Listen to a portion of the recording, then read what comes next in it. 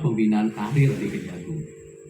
Dan ada yang berprestasi, ada yang dianggap tidak berprestasi atau berprestasi tapi jauh. Nah, ini seperti apa gambarannya? Yang terakhir itu terhadap pengawasan anggota internal. Ini Pak Jaksa Agung memang penting agar masyarakat pun paham dan tahu. Ini mohon dijelaskan juga nanti terkait pengawasan internal. Itu Pak Jaksa Agung itu di Banyuasin itu ya. Ada temuan jarinya dan hasilnya coba melakukan pemerasan dan lain-lain.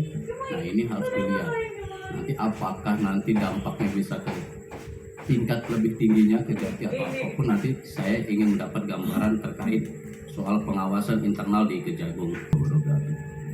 Salam sejahtera buat kita semua, Syarah. Pimpinan Komisi 3 DPR, Ketua Majelis Kehormatan Dewan DPR RI, segenap anggota Komisi 3 serta hadirin sekalian. Pada tahun 2024 sebagai berikut. 1. Realisasi anggaran kejaksaan tahun 2024. Capaian realisasi anggaran kejaksaan per tanggal 12 November adalah sebesar 16,3 triliun atau sebesar 86,09%. Atau Direktorat Kejati sampai dengan tanggal 14 November 2024 telah terbentuk sebanyak 4.654 rumah RJ di dengan kerugian 300 triliun. Perkara tindak pidana pada kerugian importasi gula pada sumber Mutiara Indah Perdana 2020 sampai 2023 dengan kerugian keuangan 24 miliar. Assalamualaikum warahmatullahi wabarakatuh. Riau, izin pimpinan mungkin langsung saja. Selamat datang Pak Jaksa Agung beserta jajaran dalam rapat Komisi 3 ini. Yang pertama, Pak Jaksa Agung, saya ingin menyampaikan penetapan tersangka kasus dugaan korupsi impor gula mantan Menteri Perdagangan Thomas Trikasih Lembong atau dikenal dengan Tom Lembong. Menurut saya itu terlalu terkesan terburu-buru Pak Jaksa Agung. Dalam antrian proses hukum publik harus dijelaskan dengan detail konstruksi hukum kasus dugaan tindak pidana korupsi tersebut. Pak Jaksa Agung jangan sampai kasus ini menggiring opini yang negatif kepada publik dan beranggapan bahwa pemerintahan Bapak Presiden Prabowo Subianto menggunakan hukum sebagai alat politik.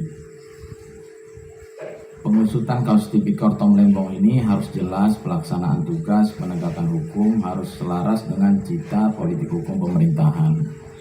Indonesia memerlukan persatuan nasional yang kuat dengan tetap menjunjung tinggi tegaknya hukum.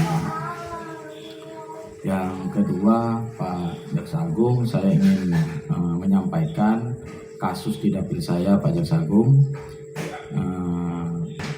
Dan Wakil Ketua Komisi 3 lainnya, Ibu anggota Komisi 3 yang berhadir, Saudara Jaksa Agung, Wakil Jaksa Agung, para Jaksa Agung muda yang berhadir, para kepala kejaksaan tinggi dari Sabang sampai Merauke, dari Miangas sampai Pulau Rote. Assalamualaikum warahmatullahi wabarakatuh.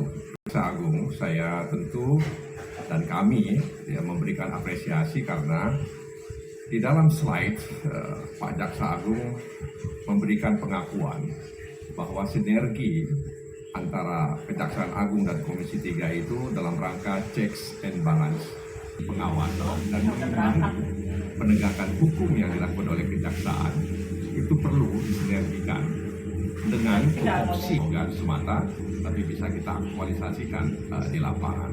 Yang kedua, Pak Jaksa Agung yang kami hormati, kami juga fraksi PKS ini memberikan apresiasi yang luar biasa untuk Pak Jaksa Agung. Dari 38 provinsi ada 7 kepala kejaksaan tinggi perempuan. Ya kan, aset dalam rangka penegakan hukum guna penyelamatan. Itu yang kami dengarkan, itu yang kami rekam, karena itu kita sampaikan. Harus dijelaskan ini ke publik lewat Komisi 3 ini supaya betul-betul kita dapatkan. Sekarang saya masuk ke energi, yaitu BBM. Saya ulang lagi rapat kali 2 kali kita yang lalu. baik dengan Wakil Jaksa Agung maupun Jaksa Agung, yaitu tentang kritik saya, mana batas bara api antara penindakan dengan mitigasi.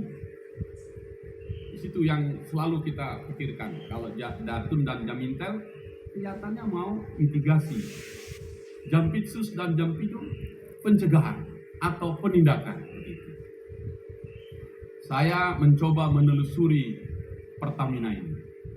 Menurut saya Pertamina ini seperti kapal Titanic yang besar sekali, tapi oleng dengan beban yang sangat berat.